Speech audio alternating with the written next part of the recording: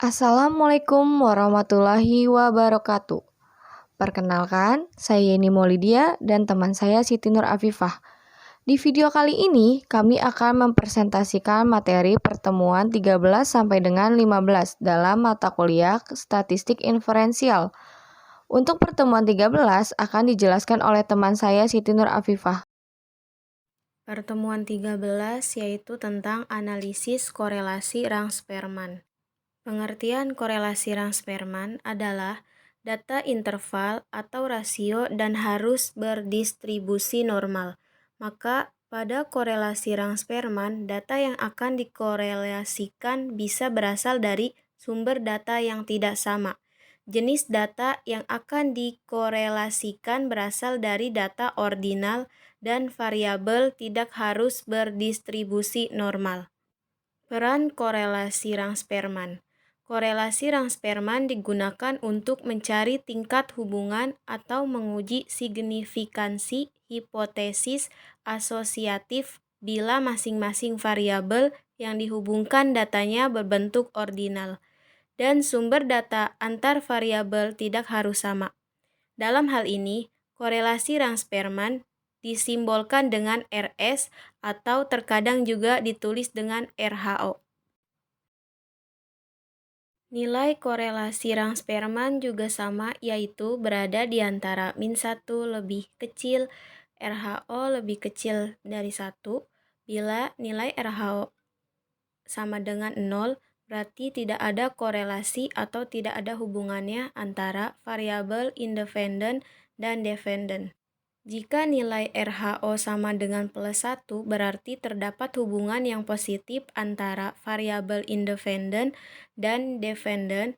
Apabila nilai RHO sama dengan -1, berarti terdapat hubungan yang negatif antara variabel independen dan dependen. Dengan kata lain, tanda plus dan min menunjukkan arah hubungan di antara variabel yang sedang dioperasikan. Nilai dari RHO juga bisa diinterpretasikan bagaimana makna dari nilai tersebut dengan tabel berikut ini. Dengan rumus korelasi Rang-Spearman yaitu RHO sama dengan 1 min 6 sigma D kuadrat dibagi N dikali N kuadrat dikurangi 1, di mana RHO adalah koefisien korelasi Rang-Spearman, D kuadrat ranking yang dikuadratkan, dan N banyaknya data sampel. Adapun langkah-langkah dalam melakukan uji korelasi Rang-Spearman, yaitu yang pertama, jumlahkan skor item-item di tiap variabel untuk mendapatkan skor total variabel. Misalnya, cari skor total variabel X dengan menotalkan item-item variabel X. Yang kedua, lakukan ranking skor total X, Rx, dan ranking skor total Y, Ry. Pembuatan ranking dapat dimulai dari nilai terkecil atau nilai terbesar tergantung permasalahannya. Bila ada data yang nilainya sama, maka pembuatan ranking didasarkan pada nilai-nilai rata-rata dari ranking-ranking data tersebut. Apabila proporsi angka, formula di atas masih bisa digunakan.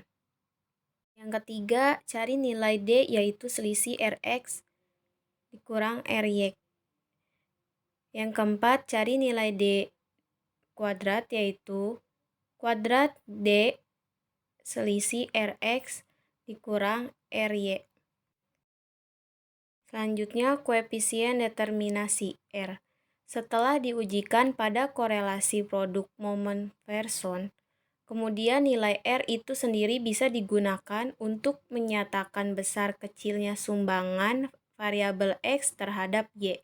Artinya, pada koefisien determinasi ini bisa digunakan untuk mengetahui seberapa besar variabel Y dipengaruhi oleh variabel X yang diujikan pada data tersebut.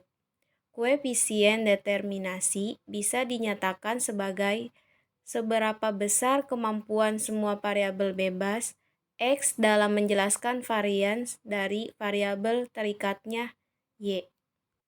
Berikut rumus koefisien determinasi R, yaitu KD sama dengan R sama dengan R kuadrat dikali 100%, di mana KDR nilai koefisien determinasi, R nilai koefisien korelasi.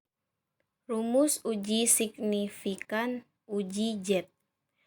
Z hitung sama dengan RHO dibagi 1 dibagi akar N dikurang 1, di mana Z hitung nilai dari uji Z, RHO nilai korelasi Rang-Spearman, dan N banyaknya data. Berikut contoh soal.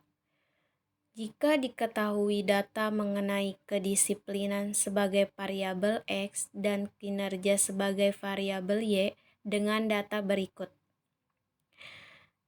maka hitunglah A. Uji korelasi Rang-Spearman, B. Uji koefisien determinasi, C. Uji hipotesis.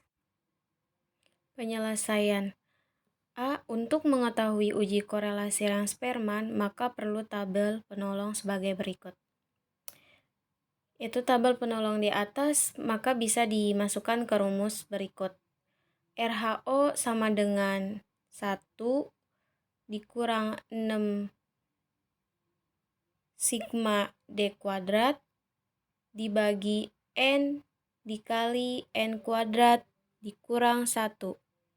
Karena hasil RHO adalah 0,81, maka dikategorikan kuat pada tabel interpretasi data korelasi Rang-Spearman. Koefisien determinasi. KD sama dengan R sama dengan RHO kuadrat dikali 100%. Sama dengan RHO kuadratnya 0,81 kuadrat dikali 100% sama dengan 0,66 dikali 100% sama dengan 66%. Artinya, variabel kinerja dipengaruhi oleh variabel kedisiplinan senilai 66%. Sisanya adalah 34% dipengaruhi oleh variabel yang lain. Selanjutnya, menentukan daerah penolakan atau kriteria uji. HO ditolak jika Z hitung lebih besar Z tabel. Dalam kurung 0,5 min dikali 0,5 dikali 0,01. Perhitungannya yaitu RHO sama dengan 0,81 sehingga Z hitung sama dengan 0,81 dibagi 1 dibagi akar 10 dikurang 1 sama dengan 2,5. Kesimpulannya yaitu HO ditolak jika Z hitung lebih besar Z tabel 0,5 kurang 0,5 dikali 0,01 sama dengan Z 0,495, maka didapat Z tabel adalah 2,5. Karena Z hitung lebih besar Z tabel, maka HO ditolak. HA diterima, artinya ada hubungan atau korelasi yang disignifikan antara kedisiplinan dan kinerja. Selanjutnya, aplikasi SPSS. Dalam menggunakan aplikasi SPSS, langkah-langkahnya adalah sebagai berikut. 1. Siapkan data yang akan dihitung melalui SPSS, misal data disamakan dengan data sebagai berikut. Kemudian, klik analisis correlate bivariate seperti langkah berikut. Kemudian pindahkan kedisiplinan dan kinerja yang akan dihitung ke variabel sebelah kanan dan checklist pada Spearman to Tiled, lalu klik OK. Yang keempat, hasil output akan seperti ini. Hasil RAH sama dengan hasil hitung dengan rumus manual yaitu 0,808 sama dengan 0,81. Artinya maka dikategorikan kuat pada tabel interpretasi data korelasi Rang-Spearman. Selanjutnya uji signifikan. Jika nilai sig kurang dari 0,05 maka dapat disimpulkan dengan tolak HO. Terima HA yaitu terdapat korelasi antara variabel kedisiplinan dengan kinerja. Jika nilai sig lebih dari 0,05 maka dapat disimpulkan dengan tolak HA. Terima HO yaitu jika tidak terdapat korelasi antara variabel kedisiplinan dengan kinerja. Dalam SPSS untuk pengujian hipotesis pada korelasi Rang-Spearman bisa dilihat dari hasil output di atas dengan nilai sig 2 Tailednya yaitu 0,005. Dapat disimpulkan karena sig 0,005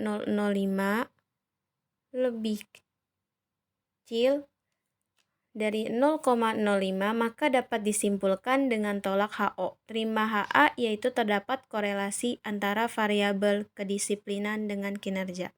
Selanjutnya pertemuan 14 yaitu membahas tentang analisis regresi sederhana. Pengertian dari regresi. Regresi adalah salah satu model dalam memprediksi variabel terikat atau dependen melalui variabel bebas independen. Penggunaan model regresi dilakukan di berbagai bidang termasuk bidang ekonomi. Model regresi sederhana atau lebih sering dikenal dengan regresi linear sederhana adalah regresi yang sering digunakan dalam kehidupan sehari-hari untuk mengetahui pengaruh variabel bebas terhadap variabel terikat. Persamaan umum dalam regresi sederhana.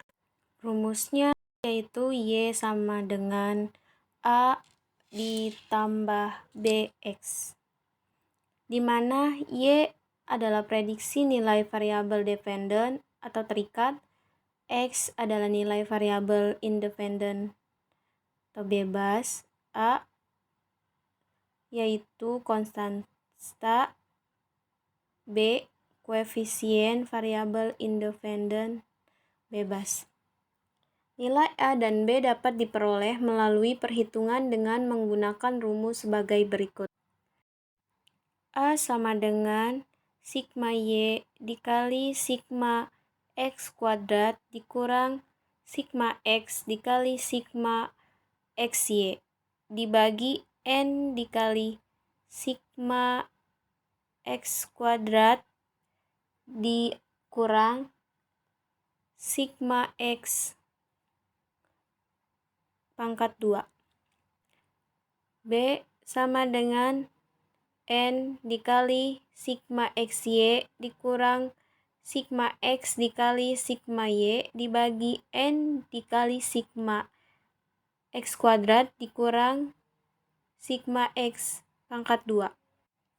Di mana N adalah jumlah sampel atau responden, A konstanta, B koefisien variabel X, sigma Y adalah jumlah nilai variabel Y, sigma X adalah jumlah nilai variabel X, sigma XY jumlah perkalian nilai variabel X dengan nilai variabel Y, sigma X kuadrat jumlah perkalian nilai variabel X dengan nilai variabel X. Berikut contoh soal regresi sederhana. Untuk meningkatkan pemahaman terhadap regresi linear sederhana, perhatikan contoh pertama di bawah ini. Jika diketahui data mengenai pengaruh disiplin kerja terhadap kinerja pegawai kantor akuntan publik X, Y, Z Penyelesaian dari contoh soal di atas, langkah pertama yang harus kita lakukan adalah membuat tabel bantuan, di mana X adalah disiplin kerja dan Y adalah kinerja. Dari soal, kita pindahkan saja ke tabel bantuan. Lalu kita mencari seluruh jumlah X dan Y. Setelah itu, kita mencari X kuadrat di mana 54 kali 54 adalah 2916. Lalu 42 kali 42 adalah 1764. Seterusnya kita lakukan seperti itu dan kita jumlahkan seluruh nilai X kuadrat. Setelah ketemu seluruh nilai X kuadrat, kita mencari nilai XY, di mana 54 kali 62 adalah 3348. Lalu 42 dikali 58 adalah 2436. Seterusnya kita lakukan seperti itu dan kita menghitung jumlah seluruh X, Y. Langkah kedua yang harus kita lakukan adalah membuat rangkuman tabel bantuan, di mana N adalah banyaknya data sama dengan 10. Sigma Y adalah jumlah dari Y sama dengan 538. Sigma X adalah jumlah X sama dengan 420. Sigma X dikuadratkan sama dengan 420 dikuadratkan, yaitu 176.400. Sigma XY adalah jumlah dari XY sama dengan 23.529. Sigma X kuadrat adalah jumlah dari X kuadrat sama dengan 18.652. Langkah ketiga yang harus kita lakukan itu adalah menghitung nilai A dan B. Rumus dari A adalah sigma Y dikali sigma X kuadrat dikurang sigma X dikali sigma XY dibagi N dikali sigma X kuadrat dikurang sigma X yang dikuadratkan. Setelah kita mengetahui rumus untuk mencari nilai A, kita tinggal masukkan saja dari rangkuman tabel bantuan yang sudah kita buat tadi. Sigma Y-nya adalah 538, sigma X kuadratnya adalah 18.652. Dikurang sigma X-nya 420, sigma X Y-nya adalah 23.529. Dibagi N-nya itu adalah 10, sigma X kuadratnya 18.652 dikurang sigma X yang dikuadratkan adalah 176.400. Lalu kita bisa dapat 538 dikali 18.652 adalah 10.034.776. Lalu 420 dikali 23.529 adalah 9.882.180 rupiah. Dibagi 10 dikali 18.652 adalah 10 dikali 18.652 yaitu 186.520. Lalu 10.034.776 dikurang 9.882.180 kita dapatkan 152.596. 186.520 dikurang 176.400 kita dapatkan 10.120. Jadi 152.596 dibagi 10.120 kita dapatkan 15,08. Lalu kita menghitung B dengan rumus N dikali sigma XY dikurang sigma X dikali sigma Y dibagi N dikali sigma X kuadrat dikurang sigma X yang dikuadratkan. Menurut dari rangkuman tabel bantuan, N-nya adalah 10, sigma XY-nya adalah 23.529, dikurang sigma X-nya adalah 420, sigma Y-nya adalah 538. Lalu, N-nya adalah 10, sigma X kuadrat adalah 18.652, dikurang sigma X yang dikuadratkan adalah 176.400. Kita bisa dapatkan 10 dikali 23.529 adalah 10 sigma X kuadrat adalah 18.652 dikurang sigma X yang dikuadratkan adalah 176.400. Kita bisa dapatkan 10 dikali 23.529 adalah 235.290 dikurang 420 dikali 538 kita dapatkan 225.960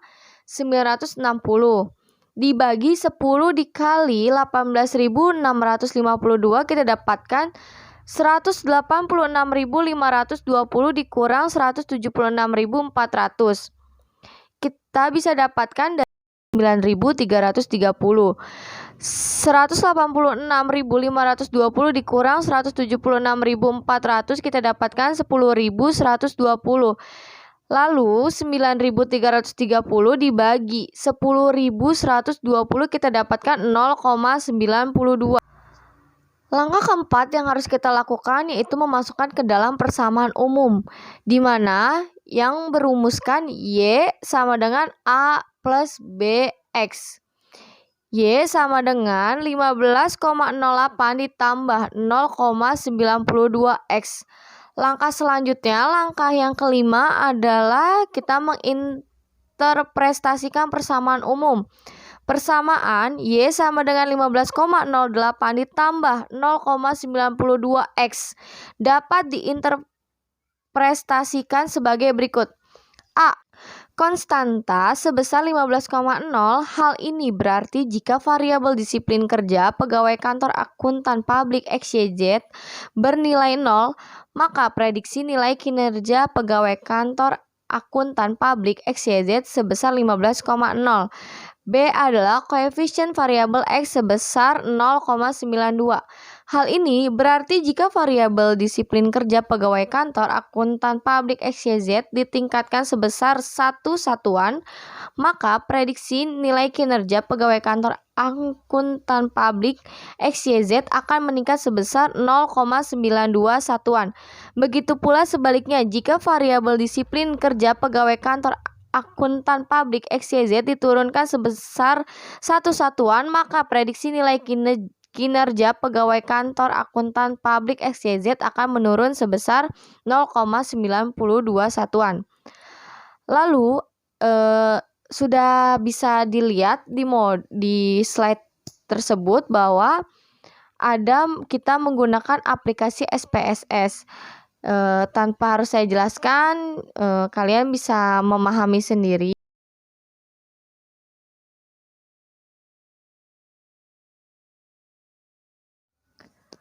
Pertemuan 15, analisis regresi linier berganda.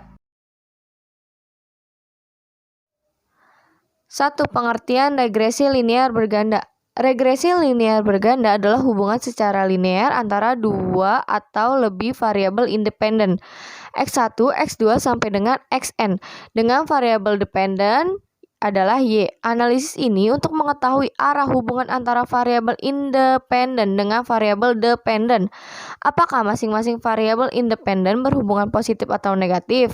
Dan untuk memprediksi nilai dari variabel dependen apabila nilai variabel independen mengalami kenaikan atau penurunan. Persamaan umum dalam regresi linier sederhana yaitu adalah Y sama dengan A ditambah B1 X1 ditambah B2 X2. Keterangan Y adalah prediksi nilai variabel dependen terikat, X1 adalah nilai variabel independen bebas pertama, X2 adalah nilai variabel independen bebas kedua, A adalah konstanta, B1 adalah koefisien variabel independen bebas pertama, B2 adalah koefisien variabel independen bebas kedua. Nilai A, B1 dan B2 dapat diperoleh melalui perhitungan dengan menggunakan metode eliminasi substitusi dari 3 persamaan yang kita bentuk, yaitu persamaan 1 adalah NA ditambah sigma X1 dikali B1 ditambah sigma X2 dikali B2 sama dengan sigma Y. Persamaan 2-nya adalah sigma X1 dikali A ditambah sigma X1 dikuadratkan dikali B1 ditambah sigma X1 dikali sigma X2 enggak gitu. Persamaan 2 adalah sigma X1 dikali A ditambah sigma X1 kuadrat dikali B1 ditambah sigma X1 X2 dikali B2 sama dengan sigma X1 Y.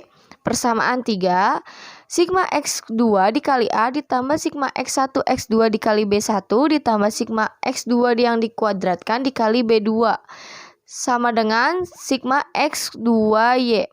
Keterangan N adalah jumlah sampel atau responden, sigma X1 adalah jumlah nilai variabel X1, sigma X2 adalah jumlah nilai variabel X2, sigma Y adalah jumlah nilai variabel Y, sigma X1 yang dikuadratkan adalah jumlah nilai kuadrat variabel X1. Contoh regresi linear berganda. Untuk meningkatkan pemahaman terhadap regresi linear berganda, perhatikan contoh pertama dengan judul pengaruh disiplin dan beban kerja terhadap kinerja pegawai kantor akuntan publik XYZ. Berikut adalah data hasil dari penelitian. Banyaknya data adalah 10, disiplin kerja. Untuk menyelesaikan masalah di atas, ikuti urutan langkah-langkahnya sebagai berikut. Yang pertama, kita membuat tabel bantuan. Yang kedua, membuat rangkuman tabel bantuan. Yang ketiga, hitung nilai A, B1, dan B2. Yang keempat, masukkan ke dalam persamaan umum. Yang kelima, interpretasikan persamaan. Penjabaran setiap langkahnya akan dijelaskan sebagai berikut untuk memudahkan dalam memahami. Langkah pertama adalah membuat tabel bantuan di mana X1 adalah disiplin kerja, X2 adalah beban kerja, dan Y adalah kinerja. Lalu tinggal kita masukkan saja ke dalam tabel bantuan. Setelah kita masukkan ke dalam tabel bantuan, kita hitung jumlah X1, jumlah X2, dan jumlah Y. Setelah kita mengetahui total X1, X2, dan Y, kita mencari X1 kuadrat. Kita ambil dari contoh yang pertama, 54 dikali 54 adalah 2916. Lalu 42 dikali 42 adalah 1764.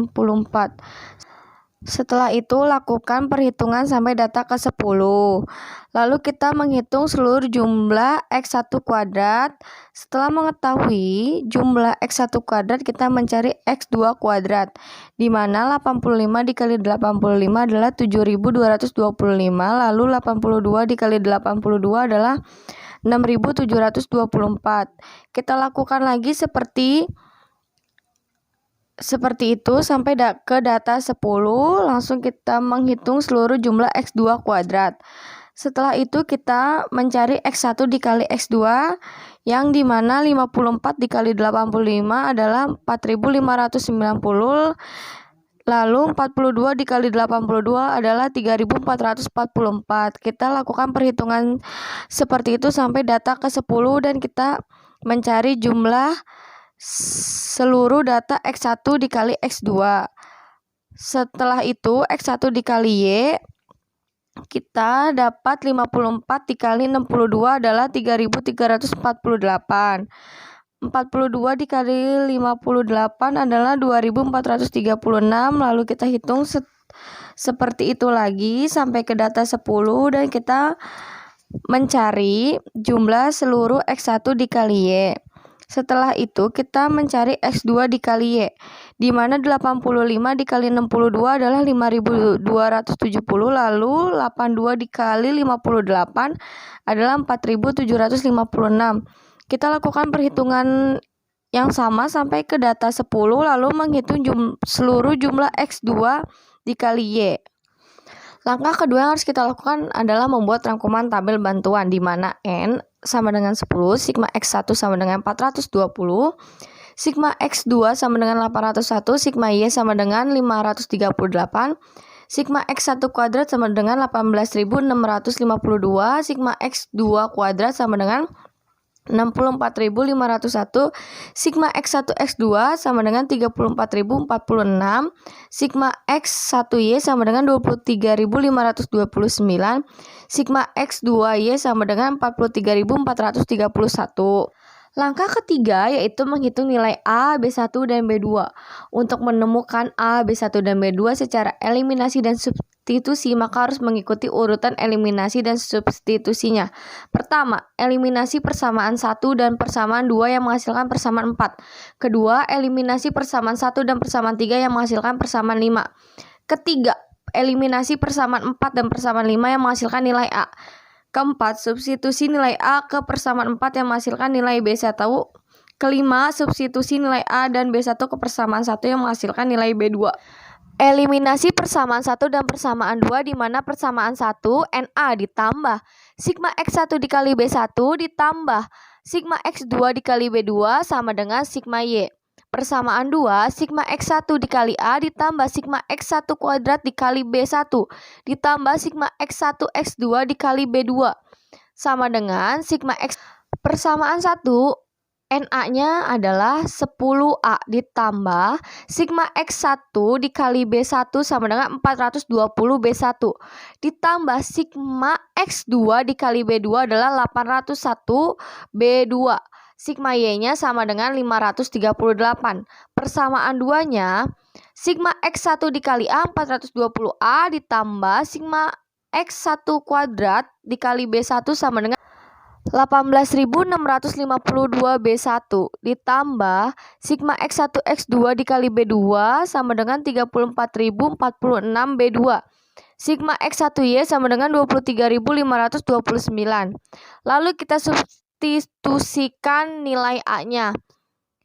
Persamaan 1 dikali 420 persamaan 2 dikali 10 menjadi persamaan 1 4.200A ditambah 176.400 B1 ditambah 336.420 B2 sama dengan 225.960. Untuk persamaan 2, 4.200A ditambah 186.520 B1 ditambah 340.460 B2 sama dengan 235.290. Lalu persamaan 1 dan persamaan 2 dikurang menjadi minus 10.120 B1 dikurang 4.040 B2 sama dengan minus 9.330. Itu adalah persamaan 4. Lalu kita lakukan eliminasi persamaan 1 dan persamaan 3, di mana persamaan 1 NA ditambah sigma X1 dikali B1 ditambah sigma X2 dikali B2 sama dengan sigma Y.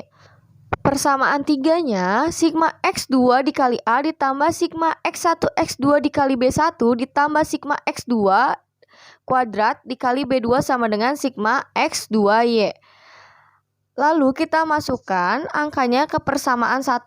NA-nya 10A ditambah sigma X1 dikali B1 420 B1, sigma X2 dikali B2 801 B2, sigma Y-nya sama dengan 538. Lalu masukkan angka ke persamaan 3. Sigma X2 dikali A 801A, sigma X1 X2 dikali B1 sama dengan 34.046 B1, sigma X2 kuadrat dikali B2 sama dengan 64.501 B2. X2Y-nya adalah 43.431. Lalu kita eliminasi atau substitusi. Persamaan 1 dikali 801 persamaan 3 dikali 10 menjadi persamaan 1 8.010A ditambah 336.420 B1 ditambah 641.601 B2 sama dengan 430.938. Persamaan 2-nya 8.010A ditambah 340.460 B1 ditambah 645.10 B2 sama dengan 434.310. Lalu persamaan 1 dan 2 dikurang menjadi minus 4.040 B1 dikurang 3.409 B2 sama dengan minus 3.372. Itu adalah persamaan 5. Eliminasi persamaan 4 dan persamaan 5. Tadi kita sudah menemukan persamaan 4-nya minus 10.120 B1 dikurang 4040 B2 sama dengan minus 9330. Persamaan 5-nya minus 4040 B1 dikurang 3409 B2 sama dengan minus 3372. Kita eliminasi persamaan 4-nya dikali minus 4040.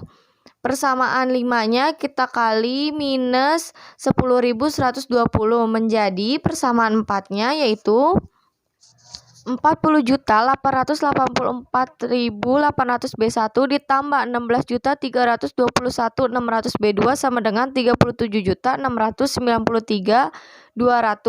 Persamaan 5-nya 40.884.800 B1 ditambah 34.499.80 B2 sama dengan 34.124.640.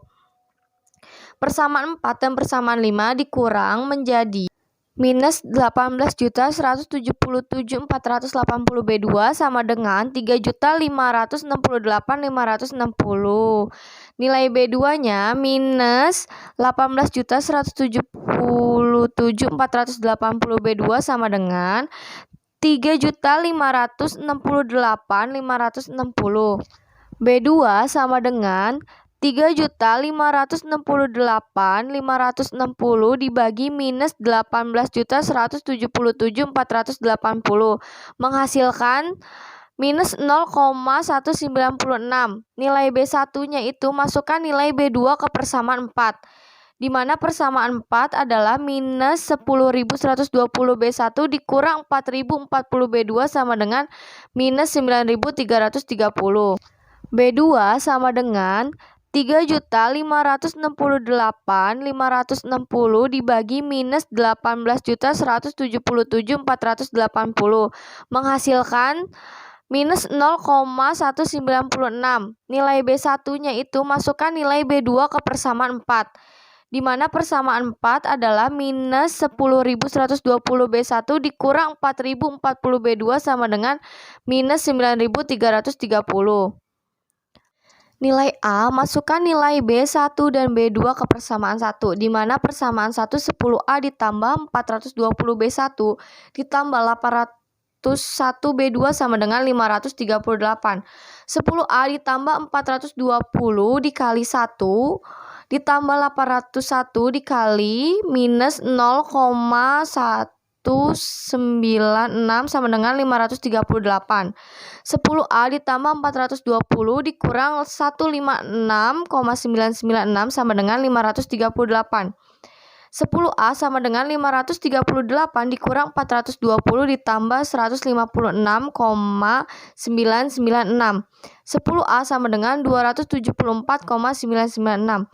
Di mana A sama dengan 274,996 dibagi 10 menghasilkan 27,4996. Langkah 4, masukkan nilai A, B1, dan B2 ke dalam persamaan umum di mana Y sama dengan A ditambah B1 X1 ditambah B2 X2. Y sama dengan 27,4996 ditambah 1,00 X1 dikurang 0,196 X2. Lalu kita bulatkan menjadi Y sama dengan 27,5 ditambah 1,00 X1 dikurang 0,19 X2. Langkah kelima, interpretasikan persamaan. Persamaan Y-nya sama dengan 27,5 ditambah 1,00 X1 dikurang 0,19 X2. Dapat diinterpretasikan sebagai berikut. A. Konstanta sebesar 27,5. Hal ini berarti jika variabel disiplin kerja dan beban kerja pegawai kantor akuntan publik XYZ bernilai 0, maka prediksi nilai kinerja pegawai kantor akuntan publik XYZ sebesar 27,5. B. Koefisien variabel X1 sebesar 1,00. Hal ini berarti jika variabel disiplin kerja pegawai kantor akuntan publik XYZ ditingkatkan sebesar satu satuan, maka prediksi nilai kinerja pegawai kantor akuntan publik XYZ akan meningkatkan sebesar 1,00 satuan. Begitu pula sebaliknya, jika variabel disiplin kerja pegawai kantor akuntan publik XYZ diturunkan sebesar satu satuan, maka prediksi nilai kinerja pegawai kantor akuntan publik XYZ akan menurun sebesar 1,00 satuan. C. Koefisien variabel X2 sebesar minus 0,19. Hal ini berarti jika variabel beban kerja pegawai kantor akuntan publik XYZ ditingkatkan sebesar satu satuan, maka prediksi nilai kinerja pegawai kantor akuntan publik XYZ akan menurun sebesar 0,19 satuan. Begitu pula sebaliknya, jika variabel beban kerja pegawai kantor akuntan publik XYZ diturunkan sebesar satu satuan, maka prediksi nilai kinerja pegawai kantor akuntan publik XYZ akan meningkat sebesar 0,19 satuan. Sekian dari kami, kelompok 9, kurang lebihnya mohon maaf. Wassalamualaikum warahmatullahi wabarakatuh.